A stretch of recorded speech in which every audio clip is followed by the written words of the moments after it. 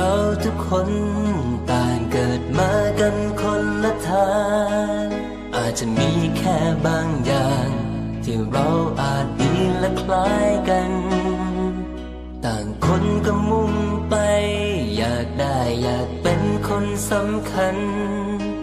แต่จะเป็นแค่ความฝันหรืออาจเป็นจริงขึ้นมาทุกอย่างที่ทำต้องทำกันด้วยชีวิตแม้ปัญหามากมายต้องยอมฝืนทนต่อไปดิ้นรนทุกทางอดทนเพื่อสิ่งที่หวังทั้งชีวิตทุ่มไปถึงฝันยังไกลแสนไกลอย่าไปท้อแม้ยังไม่มีหนทางทำทุกอย่างให้ดีสุดแรงใจหากจะล้มน้ำตาแค่เพียงบทเรียนเพื่อก้าวไปถึงจะแพ้ใครชนะใจตัวเองก็พอ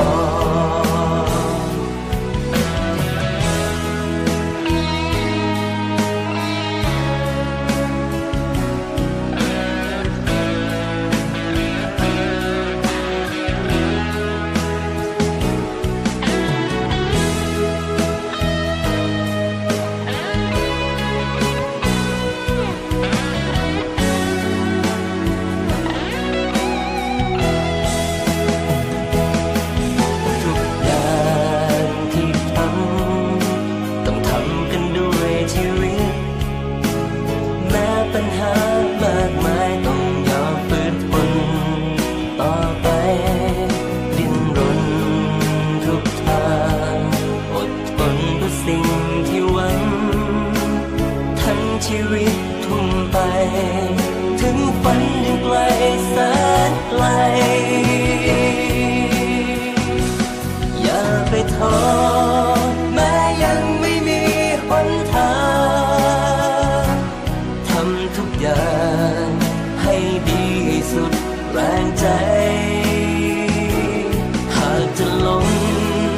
น้ำตาแค่เพียงบทเรียนเพื่อก้าวไปถึงจะแพ้ใครชนะใจตัวเองก็พออย่าไปท้อแม้ยังไม่มีหนทางทำทุกอย่างไปถึงจุดหมายหากจะล้มน้ำตาแค่เพียงบทเรียนเพื่อก้าวไปถึงจะแพ้ใครชนะใจตัวเองก็พอ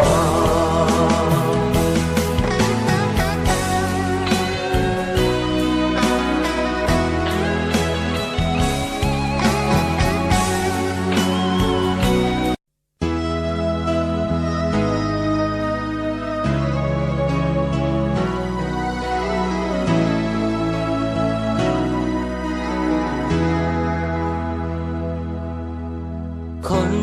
เราทุกคนต่างเกิดมากันคนละทางอาจจะมีแค่บางอย่างที่เราอาจมีและคล้ายกันต่างคนก็มุ่งไปอยากได้อยากเป็นคนสำคัญแต่จะเป็นแค่ความฝันหรืออาจเป็นจริงขึ้นมาทุกอย่างที่ทำต้องทำกันด้วยชีวิตแม้ปัญหามากมายต้องยอมฝืนทนต่อไปดิ้นรนทุกทางอดทนเพื่อสิ่งที่หวังทั้งชีวิตทุ่มไปถึงฝันยังไกลแสนไกลอย่าไปท้อแม้ยังไม่มีหนทางทำทุกอย่างให้ดีสุดแรงใจหากจะล้มน้ำตาแค่เพียงบทเรียนเพื่อก้าวไปถึงจะแพ้ พ้ใคร